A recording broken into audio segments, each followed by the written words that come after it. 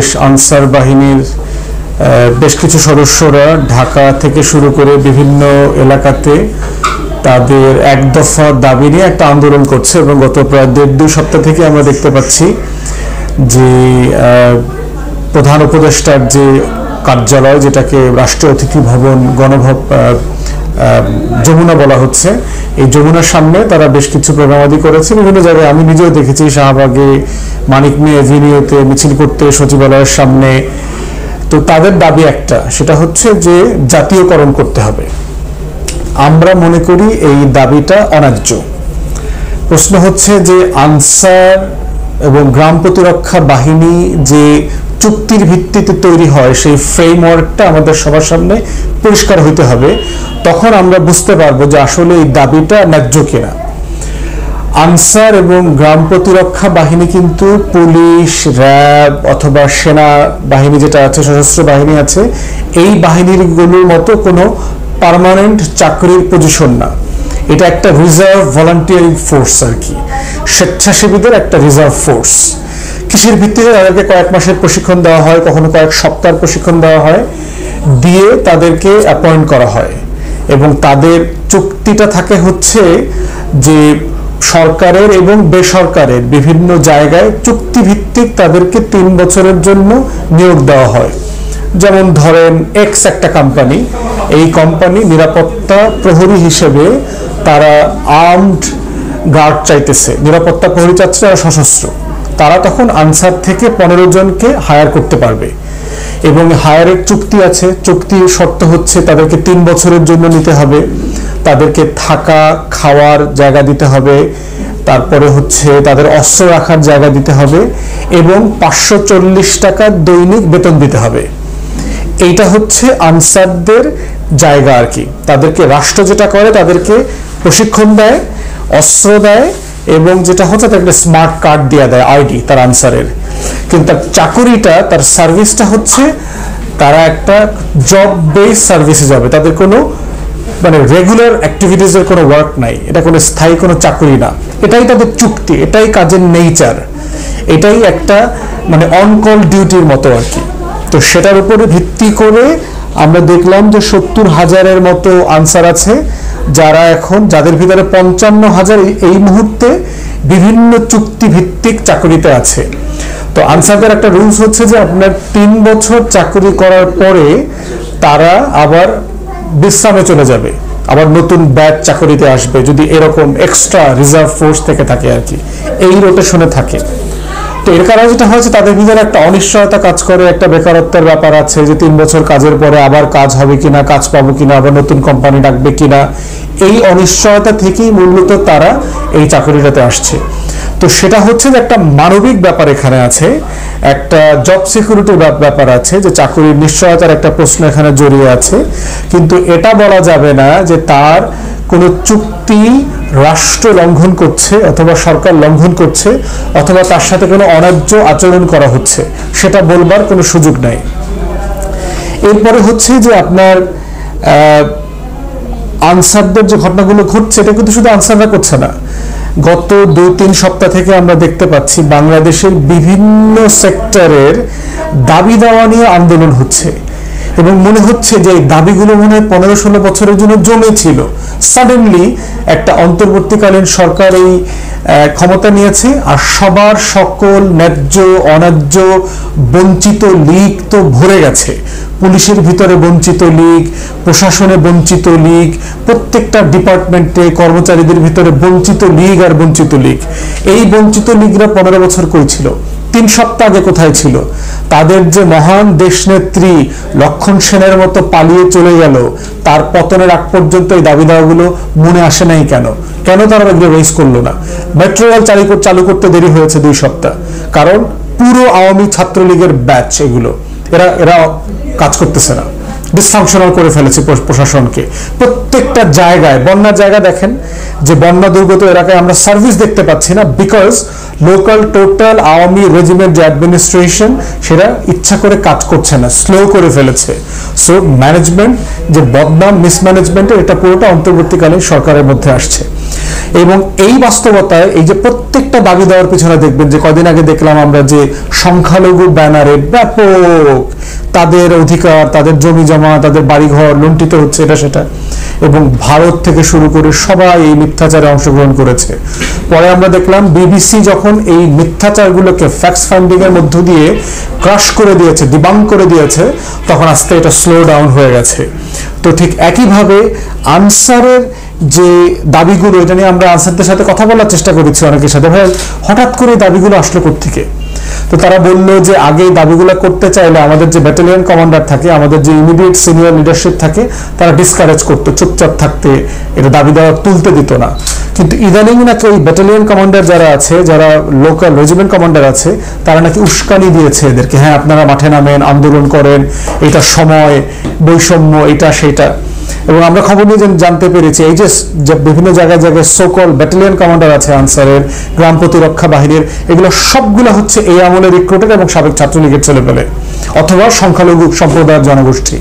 এরা সম্মিলিতভাবে আনসারের ভিতরে একটা উস্কানি দিয়ে একটা ডিসিপ্লিন ফোর্সকে মিউটিনির দিকে নিয়ে যাচ্ছে, বিদ্রোহের দিকে নিয়ে যাচ্ছে। এবং আমরা তত্ত্বাবধায়ক সরকার অথবা অন্তর্বর্তীকালীন সরকারে যারা আছেন, দায়িত্ব পালন করছেন, স্বরাষ্ট্র উপদেষ্টাকে আমার খুবই দুর্বল চিত্তের লোক মনে হয়েছে, খুবই মানে he doesn't know what is required of, এবং একের পর এক মানে ভুল ডিসিশন নিচ্ছে দেখতে পাচ্ছি, ডিসাইসিভ কোনো অ্যাকশন দেখতে পাচ্ছি না। সব মিলিয়ে মনে হয়েছে যে he doesn't know what he needs to do.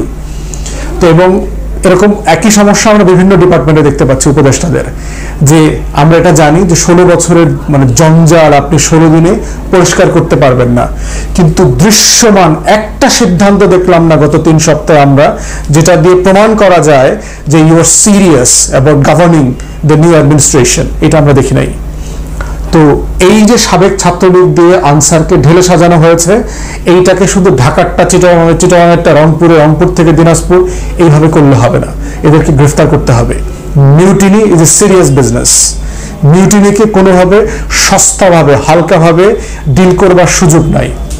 গ্রেফতার করেন ইমিডিয়েটলি, তাদের যে ট্রাইব্যুনাল আছে, তাদের যে আনসার অথবা হোয়াট এভার আইন এবং ট্রাইব্যুনাল আছে, ট্রাইব্যুনালদেরকে বিচার করে দৃষ্টান্তমূলক শাস্তি দেন অতি অল্প সময়ের ভিতরে, যেন কোনো ফোর্স দুঃসাহস করতে না পারে এই ধরনের সাবেক ছাত্রলীগ এবং আওয়ামী উস্কানিতে পড়ে রাস্তায় এসে সরকারকে এবং রাষ্ট্রকে বিব্রত করতে। কোনোভাবে এটা আমরা অ্যালাউ করতে দিব না। তারপরে যেটা খারাপ লাগলো সেটা হচ্ছে যে সমন্বয়ক যারা আছেন এই বৈষম্য বিরোধী ছাত্র আন্দোলনের, এরা লাইভ করে বিশ্ববিদ্যালয়ের বিভিন্ন জায়গা থেকে ছাত্র জনতাকে সচিবালয়ের দিকে আসতে বলেছে। প্রশ্ন হচ্ছে এটা তো একটা রাষ্ট্রীয় ব্যাপার, এটা একটা সরকারের সমস্যা, সংকট, সেখানে স্টুডেন্টরা এবং ছাত্র জনতা কেন আসবে? এটা তো মব জাস্টিসের সময় না। আমার ফোর্স কোথায়? আমার পুলিশ কোথায়? এপিবিএন কোথায়? র্যাব কোথায়? সোয়াত কোথায়? সিআরটি কোথায়? আর্ম ফোর্সেস কোথায় যাদেরকে ডিপ্লয় করা হয়েছে? প্রত্যেকটা ফোর্স কোথায়? তাহলে এটা দিয়ে বোঝা যাচ্ছে যে এই অন্তর্বর্তীকালীন সরকারের, বিশেষ করে স্বরাষ্ট্র মন্ত্রণালয়ের এই ফোর্সের উপরে কোনো নিয়ন্ত্রণ নাই, কোনো কমান্ড সিস্টেম ডেভেলপ করে নাই। তাহলে প্রত্যেক দিন যে আমরা দেখতে পাচ্ছি ওসি অ্যাপয়েন্ট করা হচ্ছে, রদবদল করা হচ্ছে, ডিসি বানানো হচ্ছে, এসপি বানানো হচ্ছে, ডিআইজি বানানো হচ্ছে এই বঞ্চিত লীগের সদস্যদের মধ্য থেকে, তাহলে এটা কেন করছেন? ফাংশন করছে না তো আপনার প্রশাসন, আপনার সিদ্ধান্ত তো ওয়ার্ক করছে না। তাহলে যে সিন্ডিকেট করে ভুল সিদ্ধান্ত নিয়ে বারবার ভুল মনোনয়ন পদায়ন করা হচ্ছে, যেটা বিপদের সময় কাজ করছে না, সেটা কি কালকে কাজ করবে? পরশু কাজ করবে? করবে না তো। তাহলে যেটা কাজটা হচ্ছে প্রশাসনিক, রাষ্ট্রের, সরকারের, সেটা কেন ছাত্রদেরকে করতে হচ্ছে? অতএব আমাদেরকে মাথায় রাখতে হবে যে হ্যাঁ, অফকোর্স ইটস এন অন্তর্বর্তীকালীন সরকার, গণ অভ্যুত্থানের মধ্য দিয়ে সরকার আসছে, কিন্তু মব জাস্টিস দিয়ে অন্তর্বর্তীকালীন সরকার যদি মনে করে যে আমি রাষ্ট্র চালাবো, you are living in a cuckooland and you must not allow to do that. কারণ হচ্ছে রাষ্ট্রভাবে চলতে পারবে না। ফেসবুক লাইভ হবে, 10,000 লোক নেমে আসবে, এরপর আনসার পিটাবে। তাহলে আপনার সরকার থাকার দরকার কি? তাহলে ঢাকা ইউনিভার্সিটি থেকে পোলাপান দিয়ে তো রাষ্ট্র চালানো যেতে পারে, অন্তর্বর্তীকালীন সরকার লাগবে কেন? সচিবালয় লাগবে কেন? ছাত্র জনতা দিয়ে পিটায়ে পাটায় রাষ্ট্র চালাবে? আমরা মধ্যযুগে ফিরে যাব 16 শতাব্দীতে। তাহলে যেটা হচ্ছে এটা কোনোভাবেই ফাংশনাল মনে হচ্ছে না। অন্তর্বর্তীকালীন সরকারের যে ন্যূনতম নিয়ন্ত্রণ তার গভর্নেন্সের উপরে, তার প্রশাসনের উপরে, সেটা আমরা দেখতে পাচ্ছি না। ছাত্র সমাজ যেটা করেছে সেটা করতে তারা বাধ্য হয়েছে, আমরা বুঝতে পারছি। এই ব্যাপারে তাদের প্রতি আমাদের কোনো ক্ষোভ নাই, কিন্তু আমরা বোঝার চেষ্টা করছি যে অনুস্প্রতিম ব্যক্তি হিসাবে আমি সত্য ঘটনা জানি, কিন্তু আমার সহপাঠী বন্ধু ডি ডেইলি স্টারের সম্পাদক মাহফুজ আনাম 2010 সালে এই অংশটুকু বাদ দিয়ে ইউনূস সম্পর্কীয় আমার কলাম প্রকাশ করেছিল। তার অপারগতার জন্য সে দুঃখ প্রকাশ করেছিল। বক্ষমান কলামে আমি সত্যটুকু জাতিকে জানাতে চাই।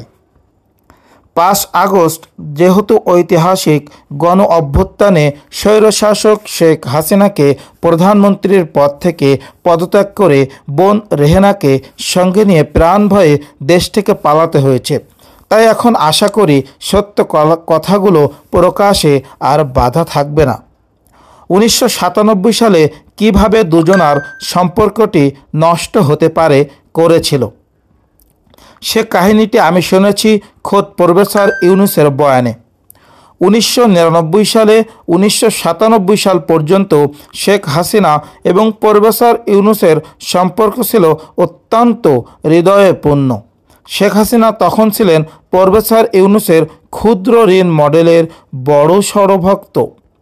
1996 সালে তদোন্নীত প্রধানমন্ত্রী শেখ হাসিনা একটিমাত্র বৈঠক চা নাতসা খাইয়ে অত্যন্ত আগ্রহ ভয়ে প্রফেসর ইউনূসকে গ্রামীণফোনের লাইসেন্সটি দিয়েছিলেন।